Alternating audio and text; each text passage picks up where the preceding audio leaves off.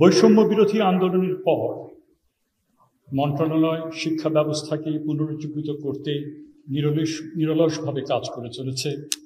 আমাদের লক্ষ্য একটি, মানসম্মত, অন্তর্ভুক্তিমূলক, বিজ্ঞান ভিত্তিক ও মানবিক শিক্ষা নিশ্চিত করা। আধুনিক বিজ্ঞান ও কারিগরি শিক্ষার প্রসারের মাধ্যমে আমরা তরুণ প্রজন্মকে দক্ষ, উদ্ভাবনী ও বৈশ্বিক প্রতিযোগিতার উপযোগী নাগরিক হিসেবে গড়ে তুলতে চাই। মূল প্রবন্ধকার যথার্থই বলেছেন যে পুঁথিগত বিদ্যার পাশাপাশি মননের বিকাশও একটা গুরুত্বপূর্ণ ভূমিকা পালন করে এবং শিক্ষার একটা বিরাট একটা অংশ হিসেবে দরকার। এখানে যুক্তিবোধের বিকাশ, সংবেদনশীলতার উপলব্ধি এবং কর্মদক্ষতার অনুশীলনের উপর তিনি গুরুত্ব দিয়েছেন। নৈতিকতা চর্চার পাশাপাশি আমরা পরিবেশ সচেতনতা, পরমত সহিষ্ণুতা গড়ে তুলতে কাজ করছি। কারণ শিক্ষিত মানুষ মানে শুধু বই পড়া মানুষ নন, শিক্ষিত মানুষ মানে সহনশীল, দায়িত্বশীল ও মানবিক মানুষ। বিশ্বের সঙ্গে তাল মিলিয়ে এগিয়ে যেতে আমরা লাইফ স্কিল, ভাষা শিক্ষা এবং পেশাগত দক্ষতা উন্নয়নের উপর বিশেষ জোর দিচ্ছি। শিক্ষার্থীদের জন্য শুধু পরীক্ষার জন্য নয়, জীবনের জন্য প্রস্তুত করাই আমাদের উদ্দেশ্য।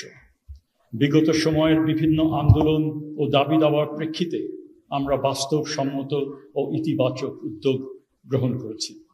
নির্ভুল ও মানসম্মত পাঠ্যপুস্তক প্রণয়নের কার্যক্রম শুরু হয়েছে। এনসিটিবির বিধিমালা প্রণয়নের কাজ চলমান। ইউজিসির কার্যক্রমকে আন্তর্জাতিক মানে উন্নীত করতে অংশীজনের সঙ্গে ধারাবাহিক আলোচনা চলছে। উপাচার্য নিয়োগে সার্চ কমিটি গঠন করা হয়েছে এবং মন্ত্রণালয়ের বিভিন্ন গুরুত্বপূর্ণ পদে উন্মুক্ত দরখাস্তের মাধ্যমে স্বচ্ছ নিয়োগ প্রক্রিয়ার প্রতিষ্ঠার উদ্যোগ নেওয়া হয়েছে। বিভিন্ন শিক্ষা কমিশনের সুপারিশ, শ্বেতপত্র এবং টাস্ক ফোর্সের রিপোর্ট পর্যালোচনা করে কার্যকর বাস্তবায়নে পদক্ষেপ নেওয়া হচ্ছে। প্রান্তিক পর্যায়ে অংশীজনের সঙ্গে আলোচনা করে নীতিগত সিদ্ধান্ত নেওয়ার ধারাবাহিকতা বজায় রয়েছে। এসএসসিতে প্রকৃত মেধার মূল্যায়ন নিশ্চিত করতে আমরা অতিরঞ্জিত ফল প্রকাশ না করার নীতি গ্রহণ করেছি এবং বৃত্তি পরীক্ষার মাধ্যমে প্রকৃত মেধা যাচাইয়ের ব্যবস্থা করেছি। কারিগরি শিক্ষার নতুন রূপরেখা প্রণয়ন হয়েছে এবং শিগগিরই কনসালটেশন কমিটির মাধ্যমে সেকেন্ডারি লেভেলের রূপরেখা প্রণয়ন চূড়ান্ত করা হবে। নতুন প্রতিষ্ঠানগুলোকে এমপিওভুক্ত করার প্রক্রিয়া চলছে। শিক্ষা প্রতিষ্ঠান, কল্যাণ ট্রাস্ট ও বোর্ডগুলোকে সংস্কারের উদ্যোগ নেওয়া হয়েছে। ব্যান্ড বেসড প্ল্যাটফর্মের মাধ্যমে উচ্চতর গবেষণার পথ উন্মুক্ত করা হয়েছে। এনটিআরসির মাধ্যমে প্রধান শিক্ষক এবং প্রিন্সিপাল নিয়োগের উদ্যোগ নেওয়া হয়েছে, যাতে যোগ্যতার ভিত্তিতে শিক্ষা প্রতিষ্ঠানের নেতৃত্ব প্রতিষ্ঠিত হয়। শিক্ষা ব্যবস্থার প্রতিটি ক্ষেত্রে ডিজিটালাইজেশন প্রক্রিয়া চলমান। অনলাইন বদলি, ই ফাইলিং এবং এডুটেকের মাধ্যমে শিক্ষক প্রশিক্ষণ এবং শিক্ষা কার্যক্রমের মানোন্নয়ন অব্যাহত রয়েছে। উচ্চশিক্ষায় অ্যাক্সেস টু গ্লোবাল নলেজ কর্মসূচির মাধ্যমে আমরা আন্তর্জাতিক শিক্ষা ও গবেষণার পরিবেশ তৈরিতে কাজ করছি।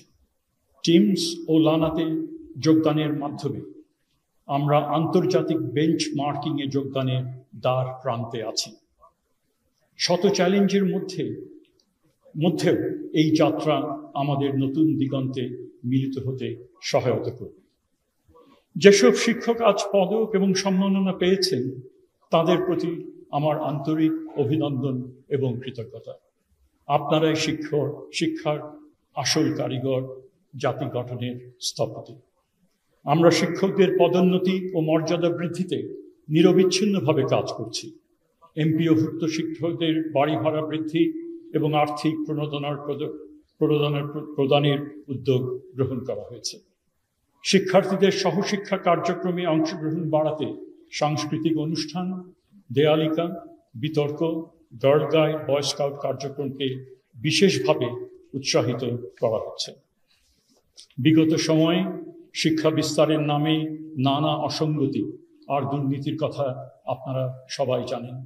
অপ্রয়োজনীয় শিক্ষা প্রতিষ্ঠান নির্মাণ, শিক্ষক নিয়োগে দুর্নীতি, মানহীন শিক্ষায় চটকদার GPA 5-এর বাহুল্য, অবকাঠামোগত অনিয়ম, MPO করায় যোগ্য প্রতিষ্ঠান ও শিক্ষককে দলীয় বিবেচনায় বাদ দেওয়ার মতো বহু উদাহরণ পত্রিকায় প্রকাশিত হয়েছে। কিন্তু কর্তৃত্ববাদী ওই সরকার তা দমনের বদলে উৎসাহ দিয়ে গেছে ক্রমাগত। শিক্ষা মন্ত্রণালয় এই সকল দুর্নীতি শ্বেতপত্র প্রকাশ করতে চায়। কারিগরি সচিবের নেতৃত্বে এই কাজ চলমান রয়েছে। আপনাদের প্রতি উদাত্ত আহ্বান জানাই, তথ্য উপাত্ত দিয়ে আমাদের সহযোগিতা করুন। সংখ্যাগরিষ্ঠ মুসলিম এই দেশে মাদ্রাসা শিক্ষার গুরুত্ব রয়েছে। ইসলামের উদারনৈতিক সৌন্দর্য, সহিষ্ণুতা আর শান্তি রক্ষায় আমাদের শতবর্ষী এই শিক্ষা ব্যবস্থার প্রতি মনোনিবেশ করতে হবে। বিজ্ঞানমুখী এবং ইংরেজি শিক্ষার সাথে মাদ্রাসা শিক্ষার বিভিন্ন দিকগুলোকে একত্রিত করে উন্নয়ন কল্পে আমাদের দীর্ঘমেয়াদে পরিকল্পনা নিতে হবে। এই কথা মনে রাখতে হবে, দায় আর দরদের এই দেশ বিনির্মাণে আমাদের সবাইকে নিয়েই কাজ করতে হবে, যা আজকে এই বিশ্ব শিক্ষা দিবসের মূল প্রতিপাদ্য বিষয়। সবাইকে নিয়ে আমাদেরকে এগিয়ে নিয়ে যেতে হবে। সমাজে পিছিয়ে পড়া, শারীরিক এবং মানসিকভাবে চ্যালেঞ্জ শিক্ষার্থী এবং অনগ্রসর জাতিগোষ্ঠী, বিশেষত যারা ভৌগোলিকভাবে দূরবর্তী স্থানে বসবাস করে, তাদেরও শিক্ষার মান ও সুযোগ নিশ্চিত করতে হবে। শিক্ষাই হলো বৈষম্য দূরীকরণের প্রকৃত হাতিয়ার।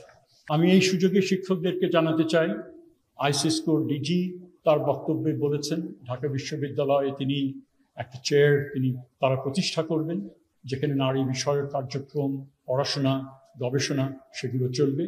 একই সাথে সাথে প্রতি বছর শিক্ষকদের জন্য এই দিবসে তারা পুরস্কার ঘোষণা করেছেন, যে 3 জন শিক্ষক যারা $3000, $2000 এবং $1000-কে সেখানে আইসিসকো পুরস্কার সেখানে দেওয়া হবে। আমরা গভীর কৃতজ্ঞতার সাথে সেটা গ্রহণ করছি। এখানে আরেকটা কথা, আমি অনেক কথাই তিনি বলেছেন, আমি মনে করি গুরুত্বপূর্ণ, কিন্তু সময়ের অভাবে সেগুলো না বলে দুটি কথা আপনাদেরকে বলতে চাই। তিনি এই গুরুত্ব দিয়েছেন, আহ্বান জানিয়েছেন আপনাদের কাছে, আপনারা ভালোবাসা দিয়ে শিক্ষা দান করুন। আপনারা আদর্শ হিসেবে নিজেদেরকে প্রতিষ্ঠা করুন। আপনারা উদ্ভাবনকে আলিঙ্গন করুন। আপনারা মূল্যবোধকে লালন করুন। আমার মনে হয় এগুলো খুবই গুরুত্বপূর্ণ বিষয়। সেগুলো আপনাদেরকে অবহিত করা আমার দায়িত্ব ছিল এবং সেটা এই সুযোগে আমি সেটা করলাম। সর্বশেষে প্রিয় শিক্ষকবৃন্দ, আমরা বিশ্বাস করি আপনাদের হাতেই গড়ে উঠবে আগামীর বাংলাদেশ। এটা হতেই হবে একটি মানবিক, প্রযুক্তি নির্ভর, বৈষম্যমুক্ত, জ্ঞানভিত্তিক সমাজ। আজকে এই দিনে আমরা নব উদ্যমে প্রতিজ্ঞা করি। আমি জানি অনেক অস্থিরতা রয়েছে, অনেক ধরনের সমস্যা রয়েছে, আমাদের অনেক ধরনের সম্পদের ঘাটতি রয়েছে। তারপরেও আমাদের মনে রাখতে হবে যে শিক্ষা হবে আমাদের অগ্রগতির মূল চালিকা শক্তি, এবং আপনারাই, শিক্ষকরাই হবেন সেই যাত্রার সর্বাগ্রে থাকা পথপ্রদর্শক। সবাইকে আবারও বিশ্ব শিক্ষক দিবসে আন্তরিক শুভেচ্ছা এবং অভিনন্দন জানিয়ে আমি শেষ করছি। ধন্যবাদ।